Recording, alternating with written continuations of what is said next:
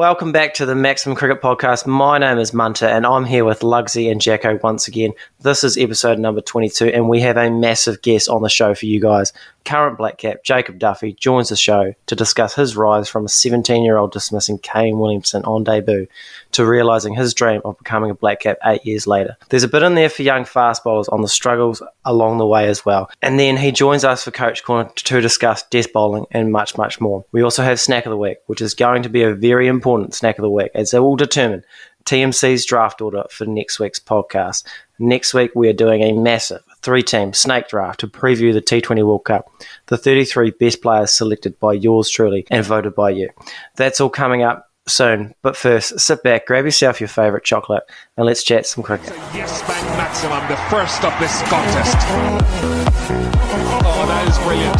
The hero maximum on the ground, down the ground, another hero maximum. Boys, the New Zealand home summer was underway on Friday afternoon with a T20 between Pakistan and Bangladesh, would you believe, and a strange decision to have the first match of the summer to not involve the home side.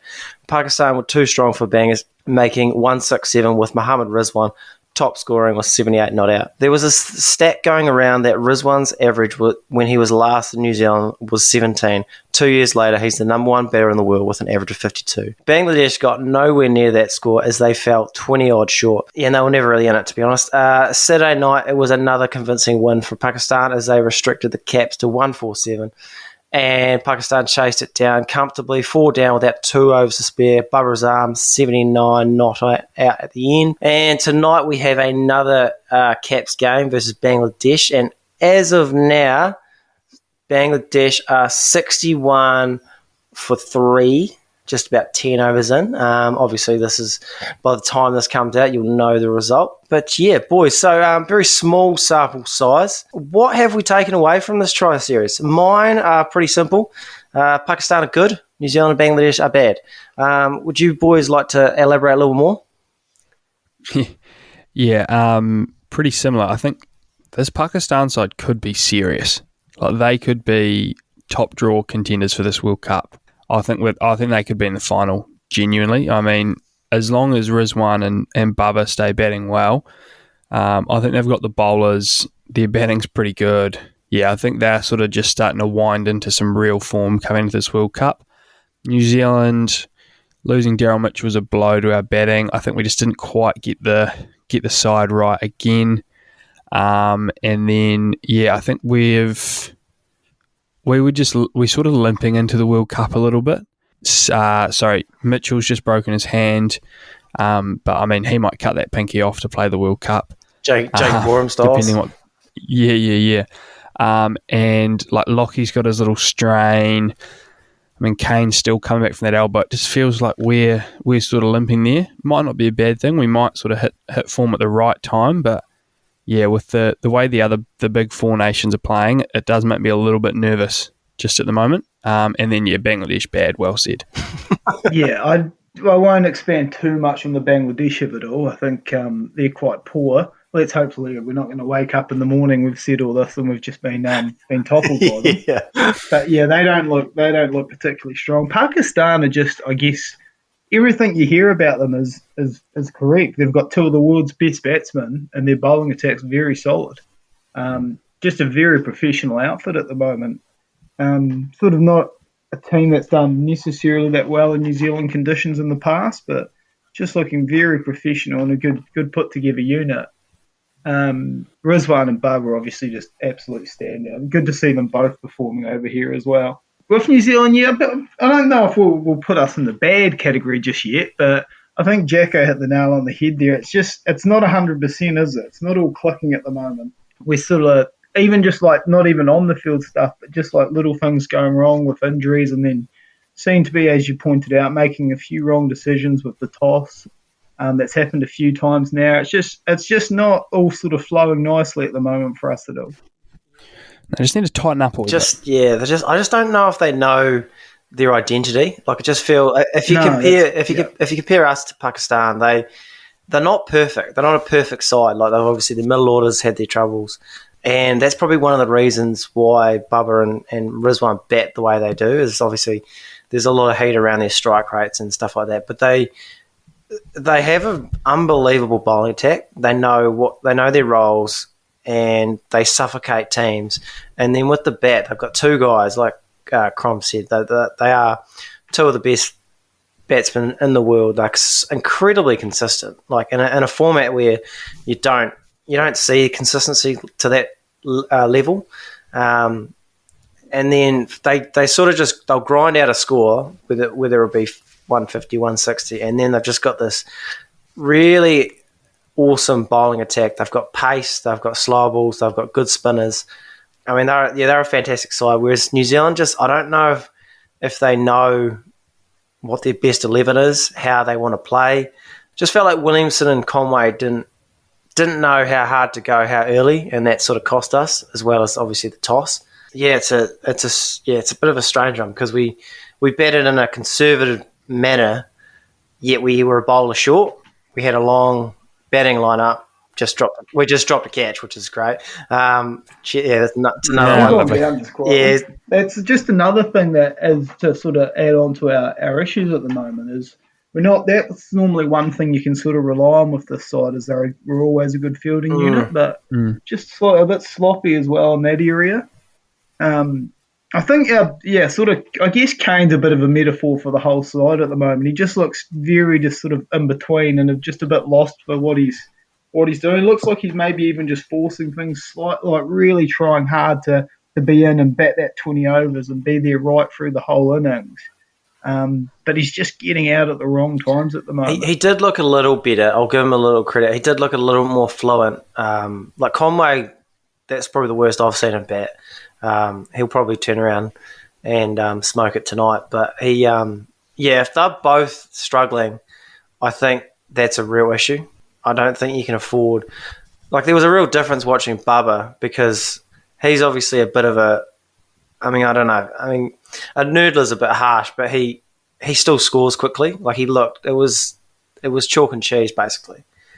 Just on Williamson, I've got a stat here that someone with a blue ticks offered this, so it must be true. Kane Williamson's batting average impact in all T20s this year is negative 7 runs per match. You're going to have to give me some background as to how they figure that out. So if someone else was batting, they would have scored 7 more runs on average. Is that how that sort of works? Something like that. Basically, it's the lowest of the 116 batters in the world to have faced 300 balls. This year he's striking at 99 not in ideal. T20s. The 16th lowest ever in a calendar year when a batter has faced at least 300 balls. So I mean, that's tough. It's going to be tough. It's quite interesting, because we're very set up to smash it at the end of it. We're very set up with like Chapman, Bracewell, Neesham. We're set up with guys to take advantage right at the end. But that almost seems an older way of playing 2020. Most teams now are set up to sort of go hard right from the start. I mean, there's always obviously players in the side that might be more of your anchor, but it feels like we're still sort of haven't evolved to where everyone else has got to, where you've sort of just got to go from the start, or unless your attack's incredibly strong, 160 isn't enough. You've almost just got to go, and if one person comes off, you'll get something big, because everyone else that's trying is going to be 10 off 5, and you're just basically backing yourself. 30. Yeah, and you're just basically backing yourself that, I mean, 6 guys get 10 to 20 striking at 150, and one guy gets 80 off 50, and that's how you score 200. When you've got a deep batting lineup, when you've got Bracewell at 7, and they're coming in in the 17th, 18th over, it's almost a waste. Like they need, like some of them need. Do you think there almost needs to cook. be like? Now this could be overthinking it, but do you think there almost needs to be like a who gets out determines who bats at 3? So if Finn goes out, Phillips bats. Yeah, and if Conway goes out, Kane bats. I don't hate that. I was going to say, especially in the 2020 format, I don't think that's sort of like silly at all. Because then you keep that partnership, and I mean what we saw on Saturday last night was that worst case of Finn goes but gets out, and then Conway and Williamson both get 30 off 30, and then they get out, and then you've got your guys that you're tasking to hit the ball coming in, trying to fucking whack it from ball 1, which you can do, but you need a pretty good surface to do that. So yeah, I wonder if there's that little tweak of whoever goes out determines who's batting. Yeah, because we're a bit spoiled these days, obviously, with how many guys you do see come out and just go from ball one, but it is still the toughest sort of, one of the toughest parts of batting. It's normally most guys still need a couple of balls, and obviously it's changing a bit with T20, but you don't want to get into a place where these guys need to come out and go from ball one. You still would rather have those couple of balls just to get a feel for the pace on the pitch and everything. Yeah, especially and I think Christchurch, it probably plays a factor with the dew, and the pitch does change a bit throughout. It's actually probably not a genuine just road, which you can get, which you'll get in Aussie. It won't dew up as much at night, sort of thing. So yeah, I wonder if there is a little just a wee tweak there to the order they could make, and I think that would still get us the right mix. And then there's always someone going, and even if they don't come off, it's Kane and Conway's job to get sort of 60 off 50 combined.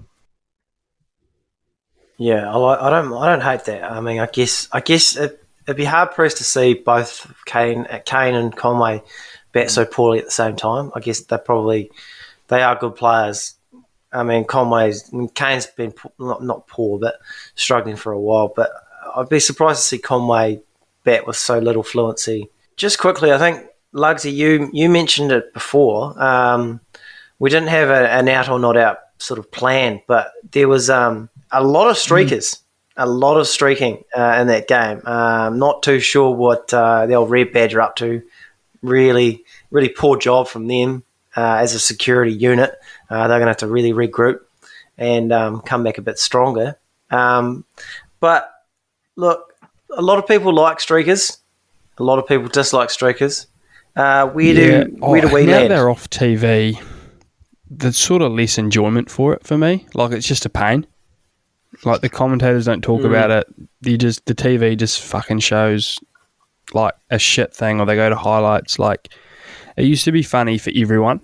Everyone used to get enjoyment out of it. Everyone used to watch it, and now it just sort of, I suppose the 4,000 people at the ground probably thought the first one was funny and then thought the second one might have been a bit annoying. And then for everyone at home, you just sort of sit there and watch nothing on the TV for 5 minutes while they sort it out. So, yeah, for the viewer at home, it's actually, I'm out. Yeah. Yeah, it would definitely be a bit disingenuous of me to say I'm out, because when it happened, I was sort of still brilliant, as it happened live. And I did rate they showed at least, they did give the old widescreen view of it, so you sort of saw what was happening to a point, which was good. Obviously, back in the day, it was just a full close-up. That made it a lot of fun. So yeah, I'm not out, and again, if I'm at the venue, I'm 100% in. Yeah, live genius. Yeah, good point. Good point, actually. But it's definitely not sort of, I guess, how it was when you're a real youngster and you're fired up for it. After all, it takes so much time as well. At some point, you're just okay, it's almost it's the second one almost gets a bit of. You just need the one if they're going to have it. Yeah. Yeah, there needs to be a rule, There needs to be you get one, and everyone sort of yahoos it, has a wee laugh and that sort of stuff. But every single one after that gets less and less funny. It's kind of like a Mexican wave. It doesn't pick up steam. It's one of those things, of course, if the guy does put on a bit of a show and sort of beats a few defenders and then gets, eventually sort of absolutely demoed by the security, it can't, it's got its place there.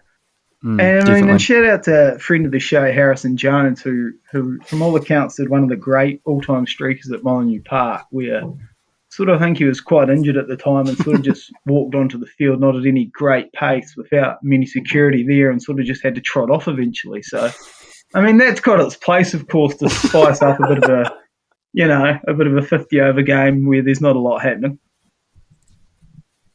So he had to remove himself. I was also at a he's just put his own hand around his back and just sort of walked himself off. I was at a game many years back, in an Otago game, where a guy we were drinking with sort of just got on the field to streak and promptly realised there was no one to kick him off. There was no one sort of paying too much attention. Sort of did a bit of a forward roll and sort of just walked off quite limply. So I like to see that That's they went back to full noise streaking last night. That was good. It's. I mean, if you're streaking, aren't you? Like, you're not wearing your clothes out there. Like, if you're going to streak. Wise words. We'll leave it on that. Boys, there was another series, that's just finished, Aussie versus the West Indies, where Australia, unsurprisingly, won 2-0. West Indies probably should have won that first game, actually, where Aussie needed 11 off the last over, I think, and the West Indies dropped 2 catches to snatch defeat from the jaws of victory. Matty Wade, the star of the game with 39 not out, he has become low-key a sensational finisher. I think he averages 100 over the last year, crazy, or something like that. That's, far too many. That's definitely too many for a bowling side, that's for sure. The second game was a lot more convincing for Australia, making 170-odd and winning by 30-odd. David Warner was a star, making a really crisp 70-odd of about 40. And the Aussie seamers were way too much for the West Indian batters. Mitch Starc, 4 for 20 off 5. Boys, did we take anything from this series? I mean, it's just sort of what you get with the West Indies, isn't it? They do just sometimes fall to bits, and sometimes they're brilliant. So I think, they can hit a ball, eh? Yeah, they can hit that back foot upper punch 6 off Cam Green. That West Indian guy hit, that might be the best 6 I've ever seen. That was some have described it as the greatest 6 ever. I actually think it is. The degree of difficulty is insane. It's such a hard to get power off the back. You could set the bowling machine up on 150 in that exact spot and try to do that, and I don't reckon you'd be able to get it. I reckon you'd be none from 100. That's one of the best shots I think I've ever seen in my life. Just looked graceful as well, eh? Didn't try and crazy hit it. Just looked very crispy. I don't know how you get your weight back into the ball and hit it with such power. There's a lot of players that couldn't hit the ball that far, basically slogging it. Yeah, huge slog. I don't know how long it went, but that's, like they said, an upper decker. That's something. And I think there was another guy, I can't remember who it was, but he's batting at 9. So he's not even a batsman, and he might have hit 100 metre 6 or something like that. I mean, they don't really do a lot else, but gee, they can hit. I have to say, I was actually pretty, and I probably shouldn't care this much about the West Indies Aussie, but I was very disappointed with that West Indies side. There's some, you hear of players and they're like, he's not the most talented, but he really works hard and he gets the best out of himself. That's the absolute opposite of the West Indies. They are just so. They don't run hard. They don't field well. They half the time look like they couldn't give a shit. Then they'll hit one of the great 6s all time. But I was just watching those 2 2020s this is a pretty, they may do something at the World Cup because they do 100% have that in them. But that's just a very poor side at the moment. A couple of handy players, couple of handy guys with the stick and that can play all the shots, but they're just not a strong unit at all, really. Well, speaking of not giving a shit, we've got a keeper with no hat and short sleeves. We've got Hetmeyer missing his fly. We've got probably Narayan on a beach somewhere. It's just it's a bit of a shit show, to be honest. Bit all over the place. The Bermuda boys, though, obviously just great players, great effort, great all round. Shout out to all our award-winning listeners in Bermuda. Rest of them, though, pull their heads in, as you said. Ended out my rant there, sorry, boys. Just on Aussie quickly, is sort of they're just in the midst, it looks like, of trying to figure out their side, their best 11. I like the bowling attack. I think that's going to be one of the stronger bowling attacks in those conditions. I don't think they were at their best in these 2 games, but they still have got all the tools. Their fielding was a bit sloppy. Yeah. But man, do they have all the tools there to win this World Cup. Yeah, definitely. The reps on this Tim David guy are pretty through the roof. Yeah, his net the other day was special that they put up.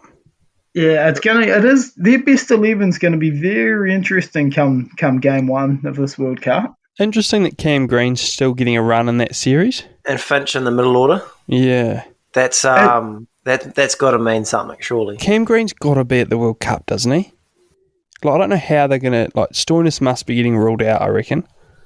He's done. Junior, who I go back and forth with of absolutely hating and sometimes quite liking on comms. They seem to think it'll be Marsh and Stoynes back in, and Cam Green and Steve Smith will be the one to fall out of the side. So Yeah, I've heard a lot of I don't think he's Steve Smith in great form, and I just feel like he makes these comments about I'm releasing the shackles. I'm not a learner, and then he just hasn't scored any runs. It's I don't know. I don't know if there's a place for him in that side. I think there's too many good players. Yeah. It really feels like they want Cam Green to succeed. Like they're going to give him every chance to push his case to be in this World Cup. Good for Finch just to get a few runs to cement his captaincy for this World Cup and then call it a day. Yeah, you can't fault a guy for getting 50 knot and that. He didn't look particularly fluid or anything, but he hung in there, which you can ask sometimes when you're out of nick. I mean, they lose that without him, so 100%. Yeah, he dug in when he needed to. Just on the sort of the opposite end of the scale, Dave Warner honestly looked like he was batting on a different wicket. Can play. He is. You wouldn't think he was like 36 or whatever it is, but he really is an all-time great. T20 especially, and I wonder if people would think about him his career differently if he had a different personality, if you know what I mean. Like I don't 100%. Like I don't obviously he's not my cup of tea. He does some cringe things, but in terms of just a pure player, he is as good as any in the world. He's ridiculous. Absolutely. Yeah.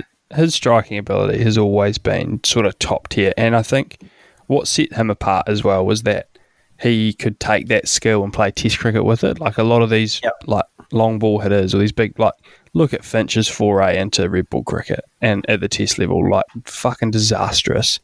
And Warner's been supremely successful at the hardest format of the game with this skill set. So, yeah, he's world class. He'll go down as maybe the best T20 batter ever. It is. It's almost. It's a bit of a shame, really, because I think for a lot of people, his biggest impact on cricket is always going to be the sandpaper gate now, which is especially if the ACC have their way. Oh, 100%. And for a guy that's had the career he's had now, it is a bit of a shame. I guess I wonder if that's factoring in at all to his T20 captaincy, like his age, if they want to go a bit younger, but from without anything else, he is.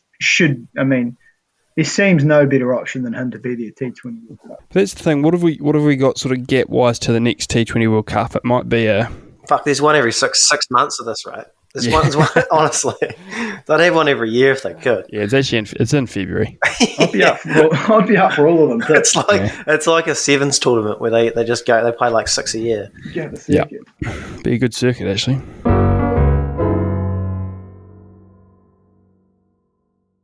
We have ourselves a massive guest on TMC today. While he's still in the early days of his BlackCap's career, I think it's fair to say he's a veteran of the domestic game. Heading into his 11th season for Otago, I believe. He has over 500 wickets in all formats for Otago. I think I managed to get a stat that you potentially, in the first class ranks, you might pass McSkimming and Wagner this season, all going well. The one time I faced him, he nicked me off first ball. As a 17-year-old in Invercargill. So we are very fortunate to have Mr. Jacob Duffy join the podcast. Jake, it's a pleasure to talk to you. First of all, mate, how are you? Good, mate. Good, thank you. Nice introduction there. Thank you very much. But things are going smoothly. We just got in from India on Friday, so sort of reacclimatising and getting things back on track before we start the season and go again. So, yeah, just in that sort of phase at the moment, which is quite nice to reunite with the missus and the dog and get some house chores done. So, no, it's all good. Yep, some nice, beautiful weather for you tonight. Yeah, I think just saying to Jacko before, we're off to Alex tomorrow for a pre-season head out. I think there's snow warnings and all sorts up there. So, it's a bit of a shock to the system compared to coming from Chino. So, it's all good stuff, though. That's what it's about down south, isn't it? That's right. And Jacko, how are you? Yeah, good, mate. Good. Yep. No, just we work day to day, so, nothing major. You mentioned you're in India recently with the NZA team, which was quite a big tour, which is pretty cool. You didn't manage to get an IPL deal out of it? No, I don't. don't know if there's many IPL scouts at an A's game, unfortunately. But no, it was cool. I guess to rub shoulders with a few of those IPL guys, and yeah, I don't know. It's just a different experience altogether playing cricket in India. It's obviously so hyped up over there, and conditions are so different to here. They play a very different brand to like New Zealand batters, and I guess we had to adjust a lot, which was awesome. I think that's probably been one of my favourite parts of this winter is learning how to play in different conditions, and just trying to figure a way to be successful, which I kind of managed to do sort of near the end of the trip. So, but yeah, no, India's an awesome place to go, just as a person, but let alone a cricketer. It's a special place. Yeah, you always hear about their love for the game. I assume that's all true. A lot of fans just sort of coming up to you in the street, this sort of thing. Yeah, whether they know you're an expert cricketer or not, there's just people, so many photos, selfies. You sort of stick out like a sore thumb over there. You're about 1.5 foot taller than everyone. But no, it is, mate. We had, like, there weren't big crowds at all, don't get me wrong, but there was, like, people there, and the people that were there were loud as anything. There was, like, a sort of section cordoned off in Chennai, and there would have been, I don't know, 2,000 or 3,000 people, but it sounded like the whole stadium was pretty damn full. And Tom Bruce was fielding out Cal Corner in front of them and cheered the crowd up, and he got a bit of a following after that. But it's quite a big difference, just like the type of crowd it is. Just, the loud, like New Zealand crowd is so quiet, and, you can be at a packed out Hagley or Basin and you can hear a pin drop. But over there, they just go absolutely nuts they see one of their favourite players or one of the 12th men walks by or whatever it is, they're just loud and crazy and they love it, and it's pretty awesome to be part of. Yeah, we're quite reserved, aren't we? We just sort of would probably prefer to sort of comment on social media than sort of yell and scream in a crowd sort of thing. Just sort of a wee like tentative round of applause is like the best you'll get out of a Canterbury crowd or a Dunedin crowd sort of thing, won't you? Yeah, 100%. You just sort of touched on that there's some serious talent that India had, and I felt like you boys really sort of held your own in that rebel stuff in particular, which is quite good from a fan's perspective, because it's a bit of a, I guess, not so happy hunting ground for test teams anyway. Like, we struggled in the white ball stuff, but they've obviously got several IPL players playing in their home conditions. What was it like competing against those guys? Did you see anything different between white ball and red ball? We'll start with the red ball. The red ball was the first series, and first spell I bowled, I just remember just getting, obviously an outswinger. I'm trying to like hunt for edges and stuff, and these guys just genuinely aren't worried about nicking off, because I think they know that the ball's just going to, they don't have that danger of the bouncing carry and, all that kind of stuff. So here I am, my first spell, getting smashed through the covers 4 or 5 times, all of a sudden going at 6 and over. And trying to pitch it off. Yeah, I think one of them walked past, Iswara, and one of the openers walked past me and said, "Nick off in New Zealand, nick off," or something. Just like taking the piss. But yeah, so obviously your best ball becomes a different ball, and your tactics just change dramatically, and just the way they play it. And in the white ball, I guess, like it is different, but you got guys like a Prithvi Shaw who comes out and just absolutely tries to smoke it, or say a Sanju Samson who's like happy to just soak up a couple of dots and then decides he wants to hit a 6, and more often than not he does. But then you got get guys like a Gaikwad. He's probably one of the best batters, I reckon. But he's very much more traditional, but I guess just the margin for error is so small that, you give him a little bit of what he wants, you drag a little bit short, and he bops you. And I guess when they decide to bop you, they very rarely miss out. So we ended up having after the first game, we come around the wicket and bowled bouncers with like a leg side field in one day cricket, and they didn't really know how to play that. So that was our only method of sort of attacking. Because otherwise, if you just stick with a standard field, you got your 4 out behind square like you normally would in New Zealand, one of them will probably end up over your head.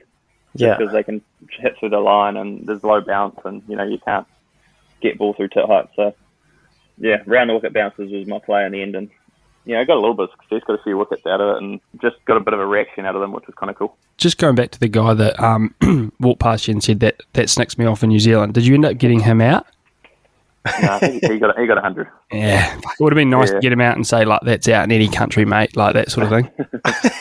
That's pretty alpha sort of behaviour. He's sort of chirping you while he's batting and then getting 100. I think that's one of the Indians are very confident blokes on the cricket field.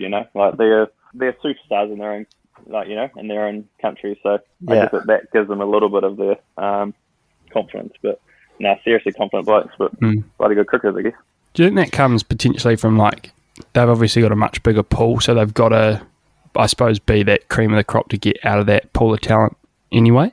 Yeah, there's an interesting article about one of them come out. I forgot his name, the all-rounder. He's a good player anyway. And he's just come out saying how, it was like one of those cricket info articles, and he's saying how he's a good player and he can dominate in all three formats and deserves selection and stuff. And it's like, he probably has to do that because, you know, I guess, like, you know, your performances in New Zealand domestic cricket, there's only 6 teams to choose from. I think there's something like 38 domestic teams over there now. So, like, Jesus. If you're not making a splash in one way or another, you've got to move the needle somehow, don't you? Yeah. So I guess, you know, you can't blame these guys for doing that, or like being out there on Instagram and, you know, the social media and all that kind of stuff. I guess that all adds to their package. Hasn't given you any ideas to sort of do a piece and just talk about the skills you've got for the cap sort of thing, or? Yeah, this is the start of it coming on the podcast, letting the world know, mate. Yeah, it'll be a column in the ODT come Monday. Yeah, 100%. I like that. You spoke about them being superstars in their own right, a lot of them being IPL boys. When you went out for a beer, did they at least shout? No. Didn't see many of them out for a beer. We had one night out and a couple of them joined along, but they kept their wallets well in their pocket. Didn't see any of that.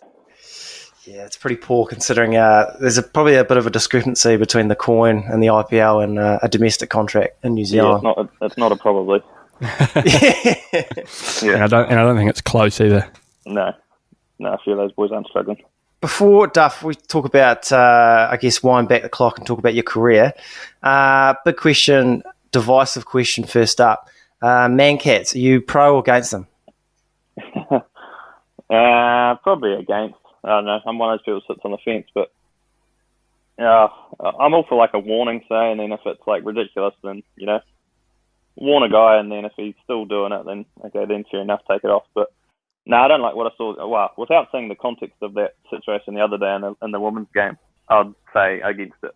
Yeah, because that's interesting, because a player in the Otago Volts setup by the name of Matt Bacon he's a big advocate for the Mancats, I believe. Is he? Okay, I didn't know that. Yeah, he's come out and said he's going to take a few bags of Mancats. So I'm looking forward to that in the Volt season. Yeah, wow, it is a batter's game, I guess. We've got to get our own back somehow. So let's wind back the clock there, Duff, to the 19th of January 2012. A 17-year-old from Lumsden debuted for Otago against ND. In that game, there were names like Brendan McCullum, Neesham, Nathan McCullum, Neil Broom, Hamish Rutherford, Kane Williamson, Bolt Southee, Vittori, Scott Storris, and almost every bowler got dispatched except yourself. 3 for 19 off 4 as a teenager against some big names. And that wasn't the most wild part of the game. Tim Southee was opening the batting. What do you remember about that day? Lots. Yeah, I remember that quite fondly, actually. I was obviously pretty young going up there. Being in a Chicago, you're not actually exposed to the Volts that much. So, like, whenever I got called up, it was a genuine shock. Like, I can't believe, you know, these guys were the big dogs. They play on TV. They come down to Chicago once a year.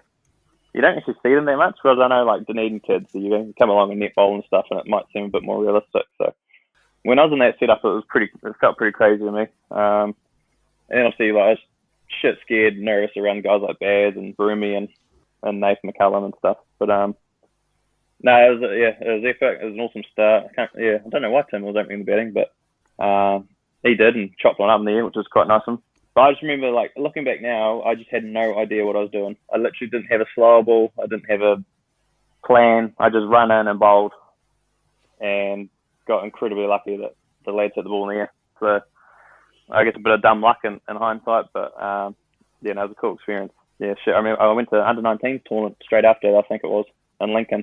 Yeah, everyone thought it was pretty cool, and to play in the domestic stuff was pretty awesome at that time. What was school like, going back to school after playing sort of with McCullum and stuff? Like, sort of first period, that first day back? Like I say, mate, it's in Chicago, and cricket's obviously not as big a deal, so, like... Probably got dressing down for playing, like, high level of cricket and succeeding at something. Yeah, so they would talk properly, cut me on my knees. Yeah. No one really gave a shit, to be honest. Yeah. Like, my mates and shit thought it was cool, and I just got paid a little bit of money to play cricket, which was, like, the coolest part for some of those people. Like they see you actually got paid. And, that was pretty cool for them. You sort of mentioned what it was like being a part of that side, because it's looking back, it was like a really experienced and really good like Otago team. Probably, and it was actually, I think the next year was the last Otago team to win a trophy, HRV Cup. I think they called it back in the day. So it was a very like successful era of Otago cricket. What do you remember sort of much about being a part of that era? I think Vaughan Johnson was the coach who, for all his wrongdoings, I think he's a pretty good coach, to be honest. He said it as it was and everything, and he ran a pretty tight ship. But yeah, it was just a lot of good players who we had. Ryan Tempescada was our pro, and I think he pretty much won us the tournament, to be fair. But I remember specifically about that comp was there's always a different guy seemed to be, apart from Tendo, putting his hand up with a match-winning performance. Whether it was a quick fire 40 or something from Beast to finish the game, or Redders or Broomy or whatever. There's always sort of guys throughout the tournament that sort of put their hand up. So I think we won 9 straight that season, and then the finals to make it 10. So I remember some record, eh? That doesn't really happen often these days, and I think it carried on to the Champions League, and we ended up winning like 15 straight or something. But it's a serious group of cricketers, and I guess a whole lot of match winners in their own right, and it sort of just come together all at once and clicked, which was quite cool. Yeah, you don't often see so much consistency in that format, like you said. Do you think, like, because you're I guess, how old were you back then, 18, 19 sort of thing? Must have been 18 that year, yeah. Yeah, do you think you're able to, like, fully appreciate, like, what goes into being a successful team now that you've been around the block a few years, or did it just sort of, you just didn't really notice much because you're sort of quite new? Yeah, well, I guess that's what I come into, and that's what was happening at the time. And no, I wish because like you say, I haven't won one since. So been to a few finals and everything, and we're trying our balls off to do what we can to get back there. But I just haven't had the success since. So at the time, no, you don't really appreciate it. The big carrot was the Champions League for that 2020 comp. So obviously the winner of that comp went to the Champions League, which was sort of the winner of all the domestic comps around the world, which was in India. So that was a huge carrot for the boys. So I knew that was pretty special to win that one. And then get to the Champions League where, well, for some people, I guess, would have been like wanting to put their name in the spotlight, I guess, in terms of like global cricket. So that's where guys like Niche sort of made a name for himself. I mean, Corin Pollard did the same, didn't he, for Trinidad or something like that? You're playing with IPL teams and, the like CPL teams and things like that. So, but no, for me, it was just like amazing. I got to go to an experience and play in a tournament with world-class cricketers and things like that. I didn't really appreciate it. No, I didn't. That's the answer to your question. Fast forward to 8 years from your Otago debut, before you made your debut for your country. Before we talk about that day, were there times in that 8 years where you thought that day wouldn't happen? Yeah, plenty of them. Yeah. Yeah, I guess I got this, because I wouldn't say close, but when I was, young, in 2015, I went on a BlackCap's tour. Yeah. To England, part of the test squad before their test series over there. Similar to what I did this year, where the IPL was on at the same time, so they needed a couple of fill-in guys to play the tour games. So we played a tour game against Somerset and against Worcester. Yeah, so me and Ben Wheeler were the two guys filling in. Guys like Tim and Trent and stuff were overseas. So, and then actually after that, I think Trent got injured, so Wheels stayed on, ended up debuting for the BlackCap. So, then I was like really close, I guess, at that stage, and I was doing well domestically and pushing my case. And then, sort of had a bad year or two form-wise. Obviously, I went through my action remodel thing, and so I was sort of off the radar there for a little bit. And then I had this awful thing of watching like other bowlers that I thought I was competing with and their scorecards and stuff. And if they did well, I'd feel bad about that. And it's a terrible, terrible way to be. I'm pretty happy. I'm not so much like that these days. I know most of these guys like personally, so like you actually kind of fizz up for them if they do well. But yeah, that was an awful place to be in, and especially when I wasn't doing great and then I saw other guys succeeding, it sort of that got me down in the dumps a bit. But no, I'm pretty happy where I'm at now, and I guess I got an opportunity. Well, in the next few years, I guess hopefully with so much cricket on, and to push for a few more BlackCaps games and make like sort of cement a spot and sort of get in that mix a bit more. Did you find, obviously, that period's obviously the toughest for any cricketer? Did you find, like, obviously we've only got the 6 teams. Did you sort of think, like, I'm pretty embedded in this Volt side, it's actually not going to take much to turn this around? Like, because there's, like, it takes, probably one good first-class season and you're pretty close back to the Test squad. So did that help at all, just knowing you're probably always a season away from getting back? Well, I think that's a rational man's thinking. When you're sort of not in that sort of mind frame, you don't really think like that, and it seems so far away. But you're absolutely right. Like, guys have good summers, and look at Finn. Took him one good year.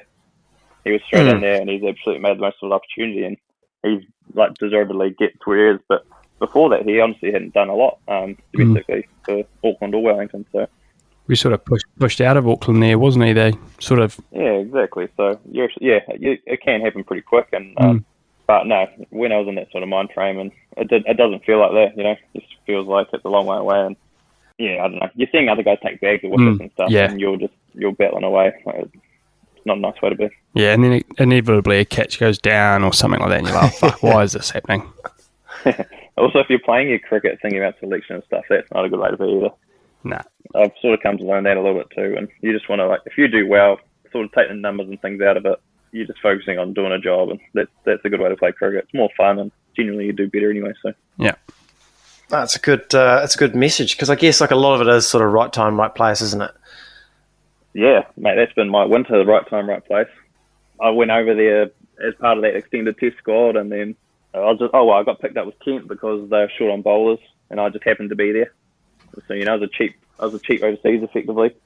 And then KJ went down, Kyle Jamieson went down, so I tagged onto the ODI series in Ireland. And then Adam Milne went down, so I tagged on the rest of the European 2020s. So it was literally, my whole winter's been right time, right place, and just given me an opportunity. And I guess my touch wood, at the moment, my body's pretty resilient, so I'm not getting these injuries that other bowlers seem to be succumbing to. So I'm lucky in that regard. Just on that county cricket stint with Kent, how would you compare that to the Plunket Shield, I guess? And also, did you make Darren Stevens go into the wind?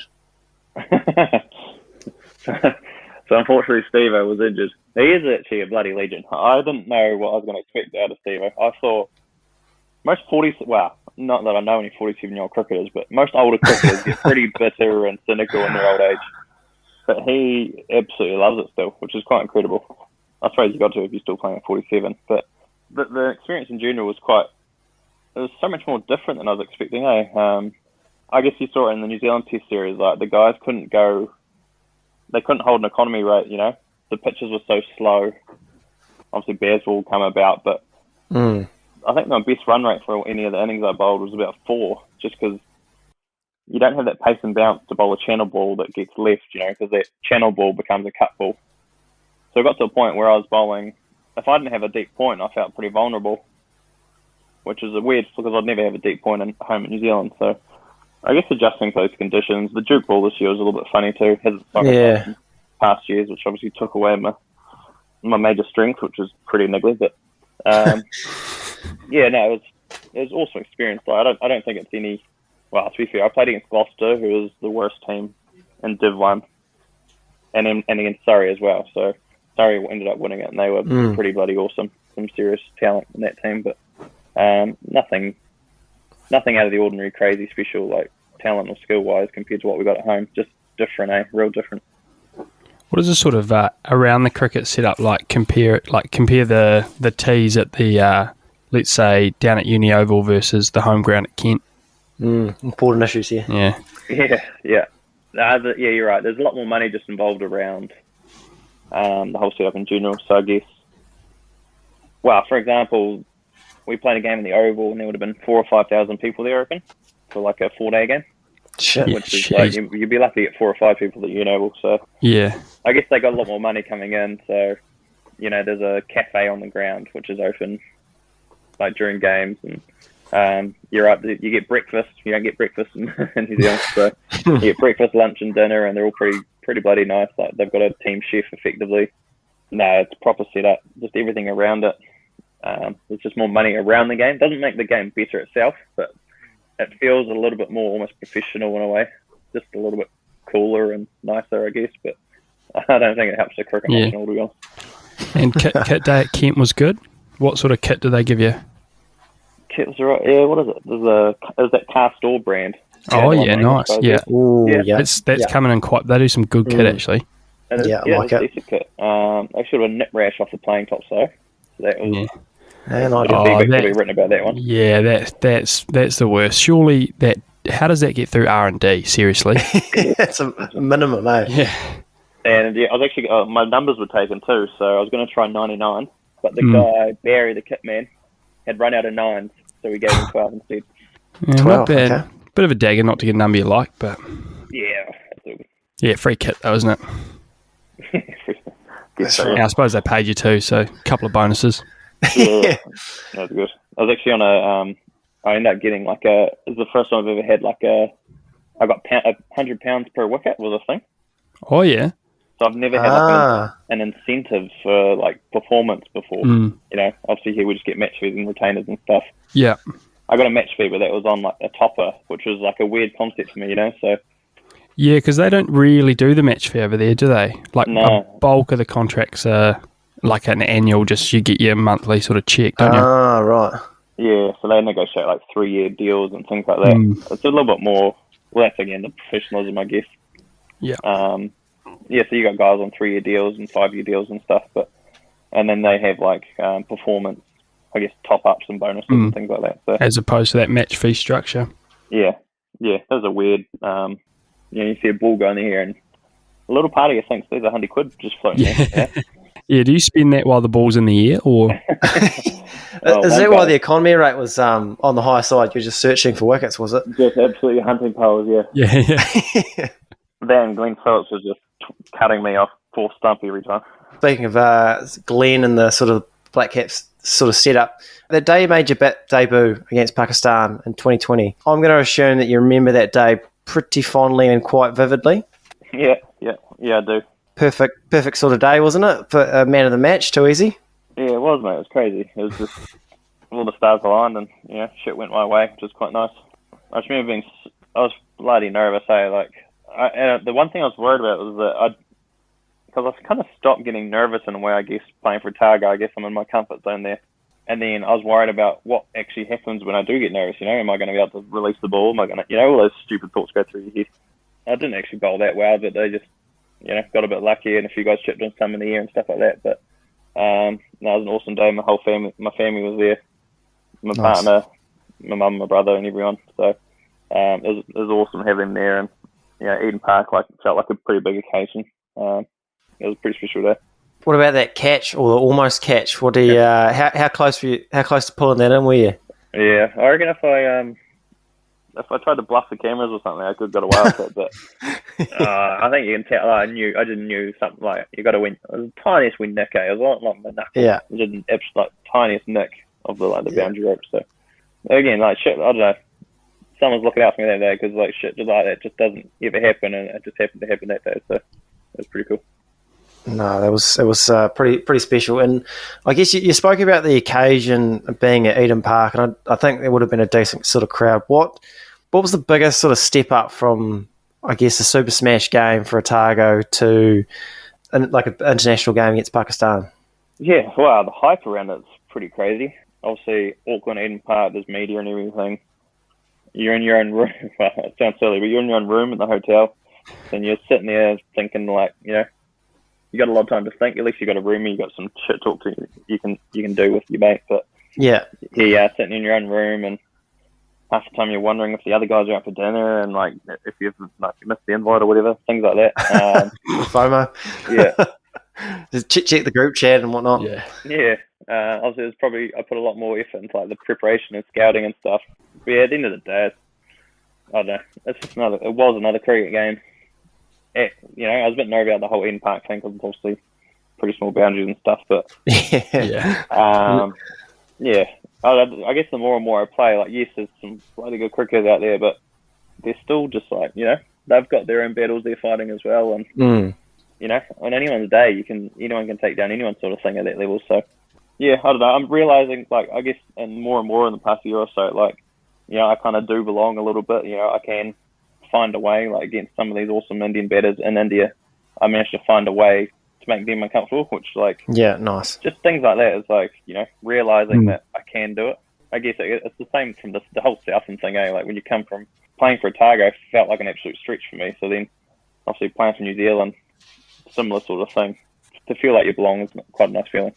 Was there a point in that debut, you said like the nerves kicked in a bit extra, was there that point, was there a moment like maybe the first wicket, or you just let the first ball go and it went where you wanted, that those nerves sort of eased away, or did you find they stayed for sort of majority of the game? Yeah, so after that first one, let's go. You know you can land it again. Like the ball swung, it went into the rough area that you wanted it, like you're all good.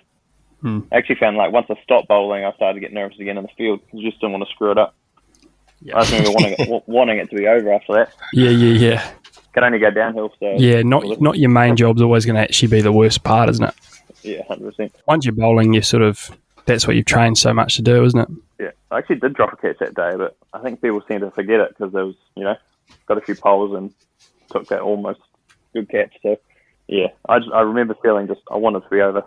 How far away from a stick were you? I think it was a wee way, wasn't it? I was going to say, that's another set of nerves. Yeah, I wasn't padded up. Nah, I don't get nervous to bat, mate. It's not my job. Yeah. A bonus.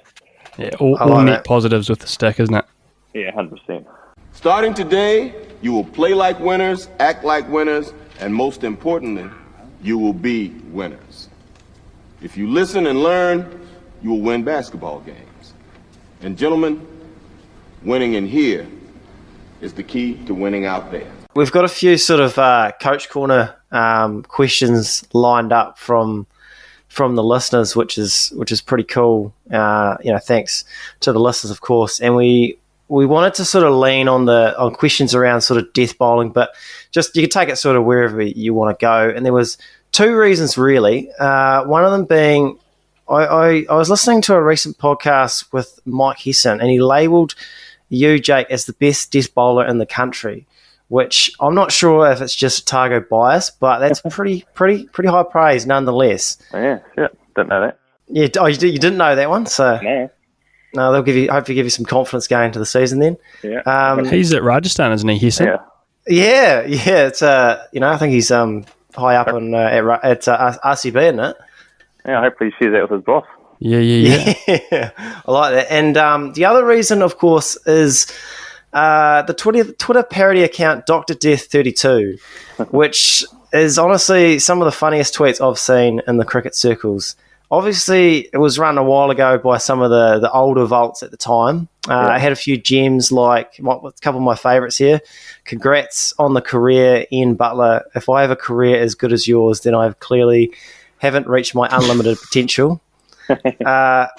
And another one that I really do like is, and you talked about the Champions League before, and it was regarding packing for the Champions League in India, man of the tournament speech, check. So, Duff, what was happening around this time? Oh, I tell you the worst part of that is one of my friends come to me and said, one of my school friends from back in the day comes to me and said their dad told them, some of us sort of come to them and said, geez, that Jacob's really got a bit big-headed, isn't he? being genuinely serious. And I was like, oh, no. There's actually people out there that think that's me. It's just horrific. So after I heard, I always thought they were quite funny too. But then after I heard that, I was like, oh, no. If there's one, there's got to be more. So that can't be happening. That was Sam Wells was the creator of that, who's a smart and witty man. So, yeah. He's a bit of a genius, to be fair. So he was good at his job.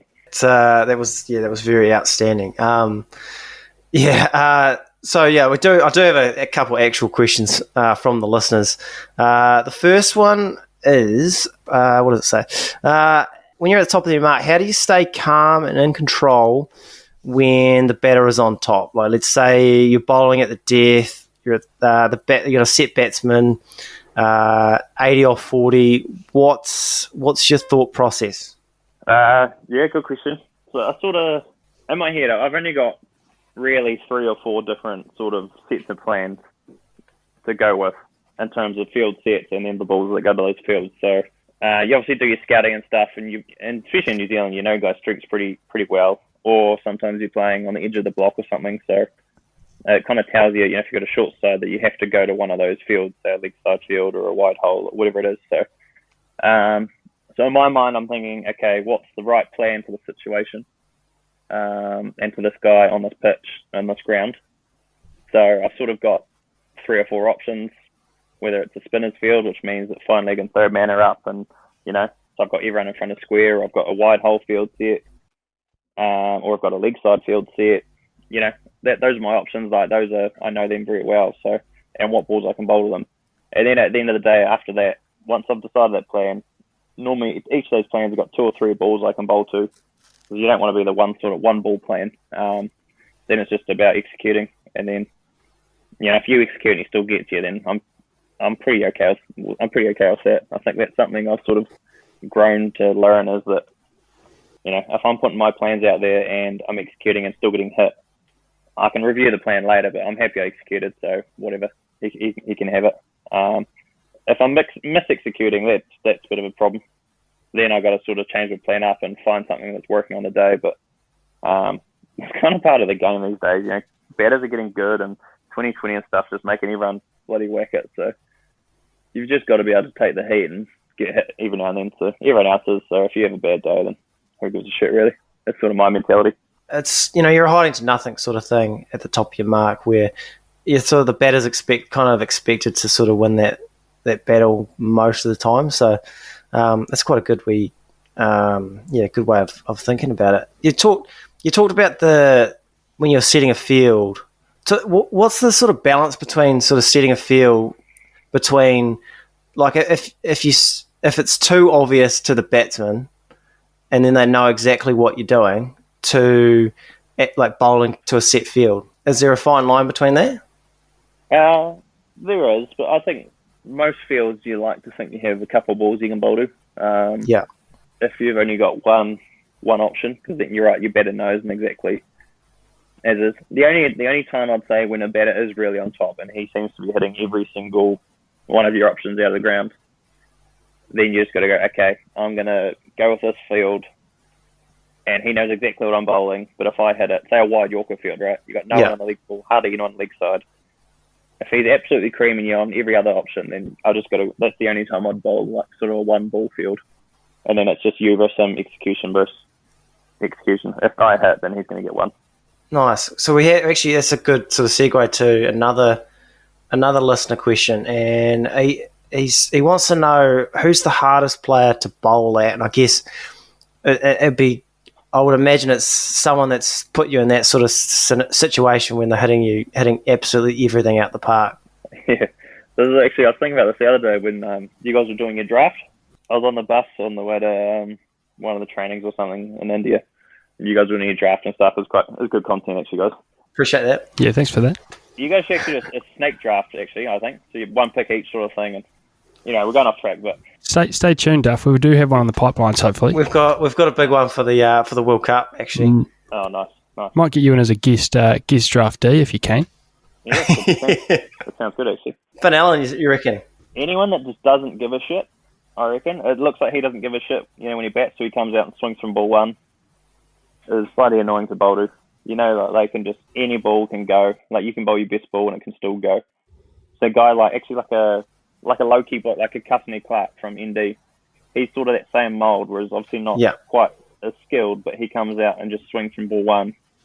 And it just looks like he doesn't give a shit, but obviously Finn's very good, and he's got a method to his madness, but he's a clean ball striker and comes from ball one, and he can literally hit a six from ball one, which we've seen before too. So he's probably the hardest guy I've ever bowled to, I think.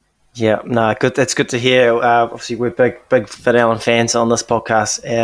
Actually, because I talked about him a bit with Smudge on another podcast, and we just talked about how long his levers are. He sort of has the ability to get power to the ball when it doesn't look like he's near it, but he seems to be able to hit it with so much power. He moves around the crease a lot too, so he gets inside the ball and sort of hits you through the offside, and then he'll step across and, he'll access like a sort of fifth stump ball. He'll get it over like fine leg or something, That sort of niggling movement I find pretty frustrating too, especially it's quite late. It's not like he moves and sets up. He sort of moves just on the go, and whether it's levers, whether it's like just brilliant hand-eye, I'm not quite sure, but the dude's pretty bloody good, and he's hurt me. He's hurt me quite a few times. One other question was someone wanting to know sort of how many slow balls you've got. I mean, I'm in the ilk if you just need one that turns either way, but it'd be interesting to see your take on sort of how many variations you do need. Yeah, I'm with you there, mate. I think if you've got one that goes away from a lefty and away from a righty, then you're on to that's enough. Yeah. I guess it kind of depends what bowl you are too. If you're like, if you hit good Yorkers and stuff, then sort of one each way is enough. But then if you're a Benny Howe, say, who bowls 115 k's an hour, has to have 15 different slow balls. So, it kind of, there's different types of cricket out there, and there's no right or wrong answer. But I definitely wouldn't say if you got two, then just give up on a third, because I think we're all still working and trying to get better at, upskilling and finding different ways. I think that's probably the funnest part about bowling in this day and age, is that you're actually allowed to try shit and fail and stuff, and you can see what you come up with to sort of deceive batters, because they're not getting any worse, are they? They're hitting the ball sort of bigger and further, so we got to do something to counteract that. It's sort of swung in their favour, isn't it? Even if you try and fail, the result's probably going to be similar, so you might as well see what you can come up with. It's a negative brand, but all else fails, there's always Mankats. Oh, Matthew. No, that whole slow ball thing is just about trial and error, though. Yeah. I actually played. You guys know Betty Howe? He plays for that Birmingham for the 100, doesn't he? Yeah, he's slow, isn't he? But he's got all these slow balls. Yeah, so he played for my club one season when I was over there doing a club stint in Bristol. And he would come to Thursday night training and just bowl leg spin, he'd bowl off spin, like just all these different ways. Like that was his training, just trying to find ways to make the ball do something random, sort of thing. So yeah, I don't know. That kind of stuff's fun. Like it's good to have a session like that every now and then, just see what you can discover, whether you do split fingers or knuckles or back of the handers, whatever it is. Like it can't hurt, and if you have a good time doing it, then it's hardly training. The old funny you say the old split finger, because that's really probably become a lost art in the slow ball, hasn't it? I remember when I first started, that was like you had an off cutter and a split finger, and that was it. Yeah. But now it seems that's probably a bit too obvious. Yeah, I guess. Yeah, no, I haven't really played with it myself, but I know that Benny was big on it, so there's be some merit to it. He's got a pretty successful career at the short format. There's obviously I always hear talks of him playing at the high level, but he hasn't had a chance. He's got an unbelievable record, I think. Yeah, so I guess that sort of shows if you don't have the pace, if you've got several slow balls, you can still do the job. No, well, he's doing right. I think he's in the IPL this year too, so he's doing well for himself, and that's that lack of pace I think that suits him the best. Right, Duff, you've given us more than enough time tonight. It's been an absolute pleasure having you on, and best of luck for Otago this season. Hopefully, we'll see you in a black shirt soon. Thanks, mate. Appreciate it. Bloody good time. Cheers, boys.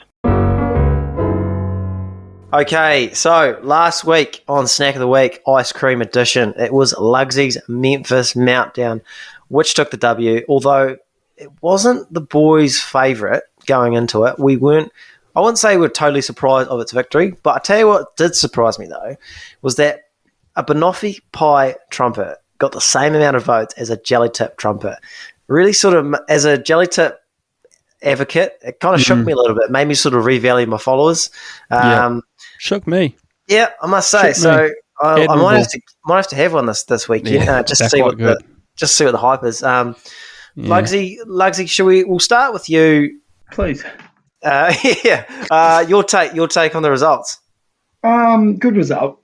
Good. Yeah, as I said, I think we're trying to be a bit more pure in our snack selections and just go for things we do want. I think Memphis Meltdown, same sort of mould as the chip that got you over the line.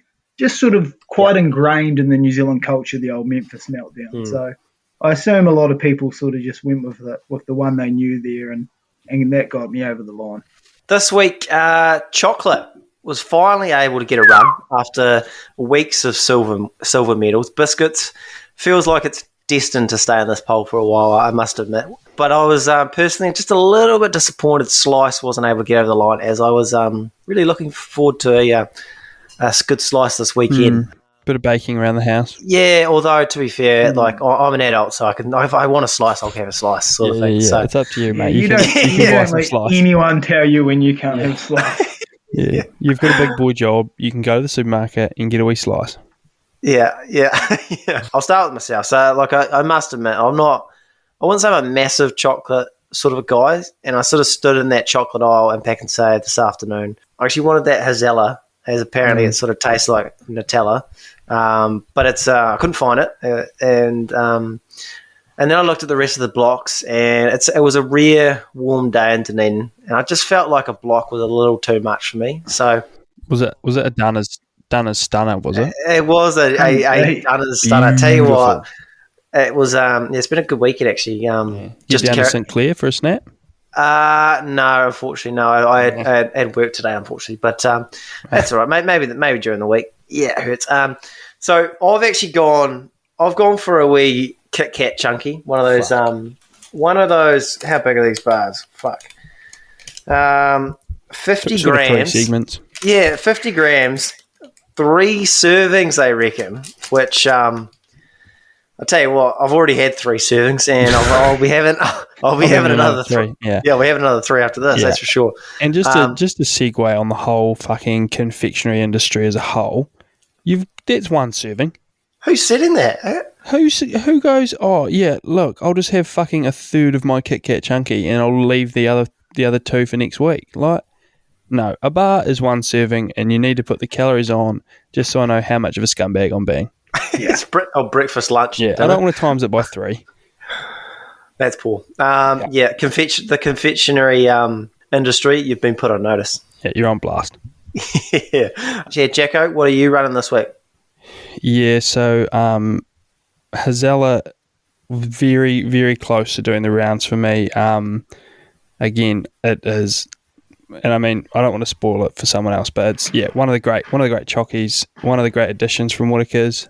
I've gone down a similar route, but I just had to go back to my favourite block ever, which is the marble from Cadbury. Like I remember just faint memories of it as a kid, and then it was gone. And for years, I thought I dreamt about it. Like I dreamt up this chocolate. Because I've described it to a couple of people and they didn't remember it, and it came back. It would have come back. Like Georgie pie. Yeah, like Georgie pie, and it came back, and I mean, fuck, what a return, what a bar, what a block. It's always been marble, and it will always be marble chocolate. I'm just imagining you sort of having like night sweats as a young nipper, and you sort of just wake up and your parents come in. They go, "What's going on, Jackson?" And you're like, "Marble, bring it back, mate." Mid-20s, genuinely mid-20s. People thought I was loopy, but just an exceptional block. Really, just similar to the seashells from Goulian. Top draw the marble for me. Beautiful. Yeah, very, very good. Interesting, Muncher, is just noting yourself as not a chocolate guy. I'd have to describe myself as absolutely a chocolate guy. Haven't met a block I don't like yet. Just a superb taste going down. Love it with a cup of tea at night. Beautiful. Yeah, so it's already been talked about a touch, and I have gone the new Hazella. Just Whitakers, just on a quick side note, they are upping their prices tomorrow. So while you're listening to this, the prices have just slightly gone up, unfortunately. But I will allow that because they just do a damn fine chocolate. Yeah, they don't miss, do they? No. They don't miss. And in spite of, I'll tell you how you know. Oh, actually, no. I was going to say, I was going to get on a Keegan Branks sort of rant there, but we'll leave that out, actually. There's no point. It's sort of burst on the scene the last couple of weeks, and pretty good reviews from everyone. I have heard the odd person say a bit too sickly for them, can only sort of do 2 rows, maybe 8 pieces. Disagree, I can go the whole block, but is that four servings? Yeah, that's actually 16 servings. And good of you to put that on blast about the serving size, because it really does cause some issues.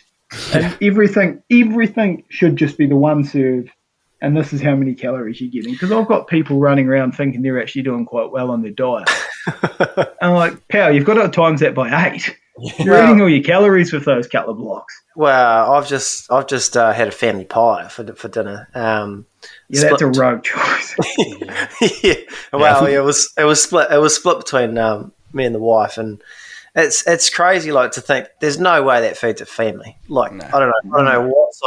There's no way that split was 50-50 either. I wanted to get a wee check-in to see what that split was. I reckon 70-30. If she does listen this far, obviously I had the bigger piece, you know. Yeah.